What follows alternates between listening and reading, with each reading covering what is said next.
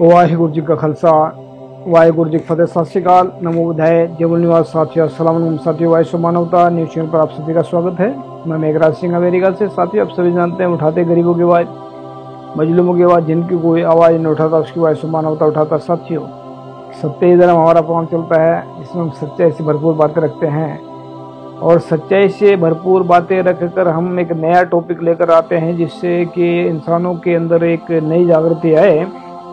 तो आप सभी ने सुना होगा जानवरों के बारे में, इंसानों के बारे में। तो आज का हमारा टॉपिक रहेगा कि जब भी कुदरती आपदा आती है, मतलब जब भी कुदरती आफत आती है, तो सबसे पहले जानवर क्यों दौड़ जाते हैं। जानवर, पशु पक्षी, ऐसा सुनने में आया है कि जब कुदरती आफत आती है तो सबसे पहले जो जानवर हैं, पशु पक्षी हैं, वो वहाँ से दौड़ जाते हैं, क्योंकि उनको उस बात का एहसास हो जाता है कि ये आने वाली चीज है, कुछ आफत आ रही है या कुछ बहुत तगड़ी आंधी आ रही है या कुछ भी आ रहा है। तो उनको पता क्यों लग जाता है, ऐसा उनके पीछे क्या कारण है। तो ये कारण हमने ढूंढने की कोशिश करी है। तो आज ही हमने सोचा इसके बारे में, आज हमने लिख दिया आर्टिकल इसमें। तो इसमें लिखा है कि हमने जब भी दुनिया के अंदर ये अटल जब भी कुदरती आफत आती है तो पशु पक्षी और पक्षियों को सबसे पहले क्यों पता लग जाता है कि कुदरत आफत आने वाली है। इसके पीछे क्या कारण है, आओ जानिए। ये आर्टिकल बहुत कीमती है और बहुत गंभीर है। थोड़ा ध्यान से सुने और थोड़ा इसके ऊपर विचार करें। जरूरी नहीं है कि जो हमने लिखी है बातें ये संपूर्ण है, और अपने अपने दिमाग से जो इंसान लिखते हैं, अपने अपने जो बातें बताते हैं, वो अलग अलग रूप से होती हैं। लेकिन किसी का भी ज्ञान यहाँ पर पूरा नहीं होता। सब ज्ञान की बातें होती हैं, लेकिन पूरा कुछ भी नहीं होता। तो हमने जो लिखा है इसमें कि दुनिया के अंदर ये अटल सच्चाई है कि जब भी कुदरती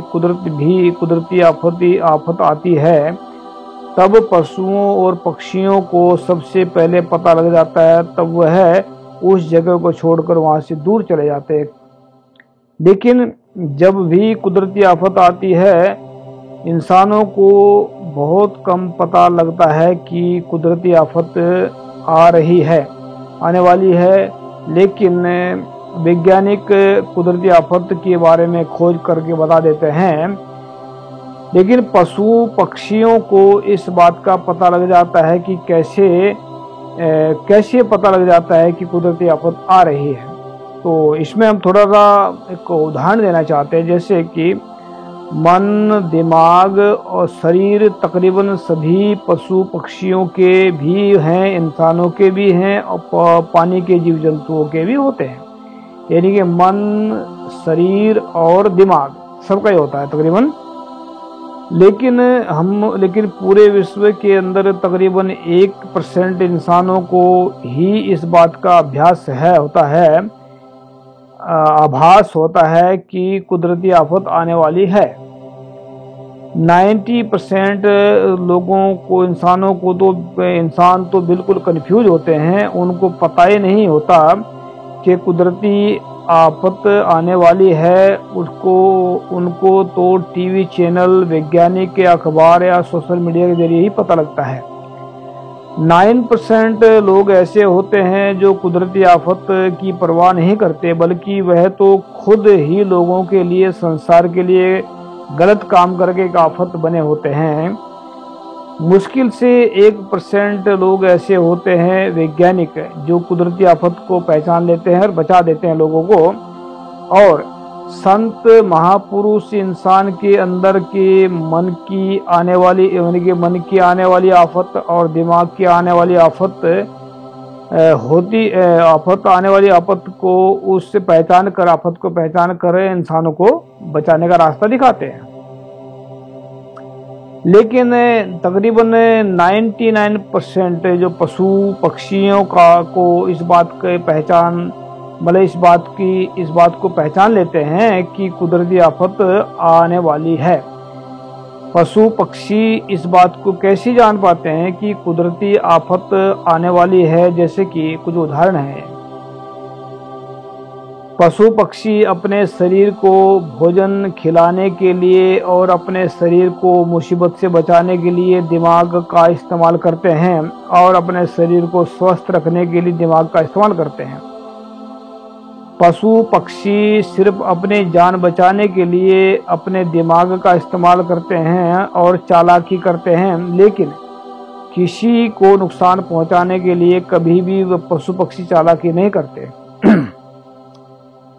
पशु पक्षियों और जीव जंतुओं का मन शांत रहता है। यानी हमने पहले इसका जिक्र कर चुके हैं कि सबके अंदर मन भी है, शरीर भी है और दिमाग भी है। पशु पक्षियों के अंदर सब कुछ है। उनका मन रब के नाम में जुड़ा रहता है और रब का नाम जपता रहता है, इसीलिए उनका मन शांत रहता है। तभी वह अपने दिमाग को सही इस्तेमाल करते हैं और तभी वह उनका शरीर भी तकरीबन सुरक्षित रहता है। जिनका मन, दिमाग और शरीर सुरक्षित है, उनको ही इस बात का आभास हो जाता है कि कुदरती आफत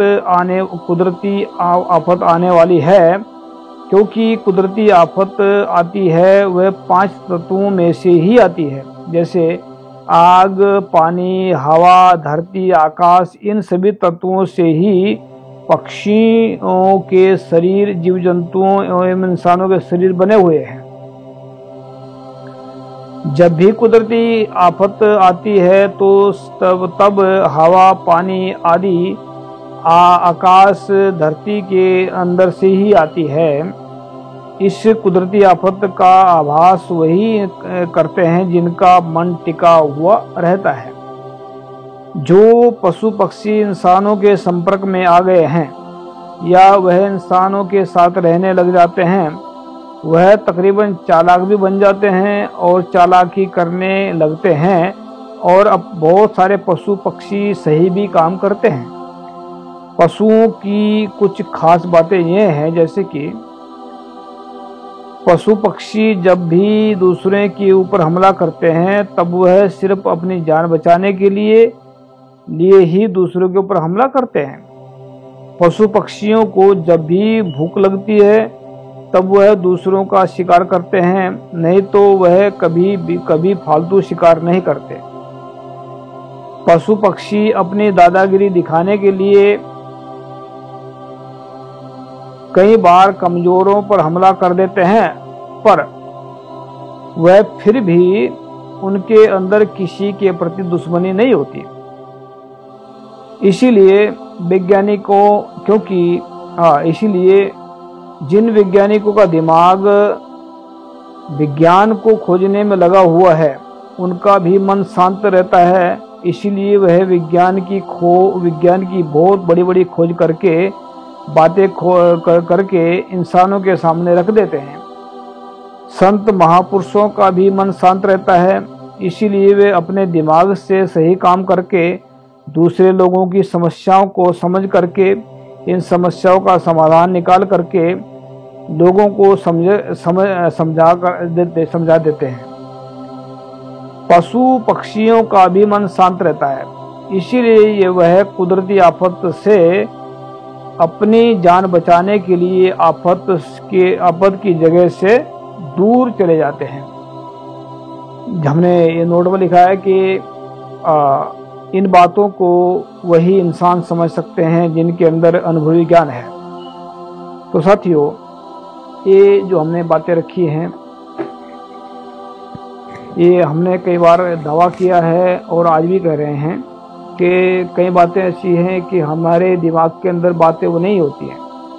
हमसे गुरु रब लिखवा देता है तो हम उसको लिख देते हैं, नहीं तो हमारी औकात नहीं है कि हम इतनी बड़ी बात को लिख जाएं। और जीव जंतुओं के अंदर भी मन होता है, ये कैसे पता लगा? तो रब की बख्शिश जब इंसानों के ऊपर होती है, मेहर होती है, तो वो ऐसे ऐसे काम कर देते हैं जिसका इंसान खुद भी अंदाजा नहीं लगा सकता। तो जो हम काम कर रहे हैं ये गुरु की बख्शिश से, रब की बख्शिश से कर रहे हैं। और जो भी हम आर्टिकल लिखते हैं ये सब का सब खजाना गुरु का है, रब का है। हमारा इसमें कुछ भी नहीं है। हमारा तो सिर्फ नाम जुड़ रहा है इसके साथ में, उसकी काम की वजह से हमारा नाम आगे चलता है। नहीं तो हमारी कोई औकात नहीं है कि हम किसी को ज्ञान बांट सके, हम किसी के बारे में बुराई कर सके, हम किसी को समझा सके। लेकिन ज्ञान ही ऐसा है कि हमें बोलने पर मजबूर करता है, हमें बोलने की खुशी देता है, मजबूर भी करता है, खुशी भी देता है। कई बार क्या होता है ना, जब हमारी वीडियो, ये बहुत सारी जो सत्य धर्म प्रोग्राम चलता है हमारा, इसमें बहुत सारी हमारी वीडियो बहुत कम चलती हैं। कोई 50 वीडियो, कोई 50 आदमी देखे, किसी ने कोई 32 देखे ना, किसी कोई वीडियो 20 तक से पहुंची है। लेकिन इसमें हमारा खर्चा तकरीबन 500-600 रुपये का आ जाता है। मतलब 1000 रुपये मान के चलो, तो 1000 रुपये का खर्चा इसमें आ जाता है हमारा, तेरा गुरु वगैरह इसमें। तो 1000 रुपये हमारी एक वीडियो अपलोड होती है। तो इसमें अगर ये 1000 तक भी ना पहुंच पाए तो इसका मतलब हम बढ़ाने का कोई फायदा नहीं है। लेकिन ऐसा नहीं सोच रहे हम, फायदा नहीं है, फायदा होगा। आज नहीं तो कल, कल नहीं तो परसों, एक दिन लोगों को फायदा होगा और इससे जरूर कुछ ना कुछ सीखने को मिलेगा। तो ये जो हमने बताई है बातें कि जो पशु पक्षियों को क्यों पता लग जाता है कि वो धरती से, वो प्रकृति से जुड़े होते हैं, प्रकृति से अलग नहीं है। जो इंसान प्रकृति से जुड़ गया है उसको प्रकृति का आभास रहता है कि किस किस्म की कहाँ पर क्या होने वाला है। इसीलिए वह सुचेत हो जाते हैं और सावधान हो जाते हैं। जैसे संत महापुरुषों को पता होता है कि ये झूठ से आने वाले रास्ते में जो कौन सा तूफान आने वाला है और सच से कौन सी खुशियाँ मिलने वाली होती हैं, ये संत महापुरुषों को पता होता है। इसीलिए वो इस बात पर जोर देते हैं। और छल कपट से इंसानों की जिंदगी में क्या होने वाला है ये भी उनको पता होता है। इसलिए वो सावधान देख कर देते हैं, छल कपट से बचो, बुराइयों से बचो, शैतानियत से बचो, हैवानियत से बचो, इनसे बचो।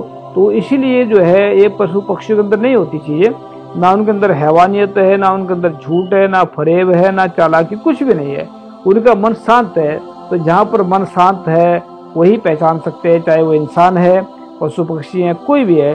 वो कुदरती आफत को पहचान कर बता देते हैं कि उस टाइम ये होने वाला है। तो इसीलिए जो है प्रकृति, सारा ब्रह्मांड जो घूम रहा है ये सब प्रकृति है, प्रकृति समझा देती है उसको। तो याद रखें, पशु पक्षियों की अपना बात रखिए, उनको पता लग जाता है। तो ऐसे उनका मन, जिनका मन शांत रहता है उनको लग जाता है पता। सच से, ईमानदारी से, सबर संतोष से मन शांत रहता है। याद रखिए। थैंक यू सबका। सत श्री अकाल, अस्सलाम वालेकुम, जय जोहर, वाहिगुरु जी का खालसा, वाहिगुरु जी की फतेह।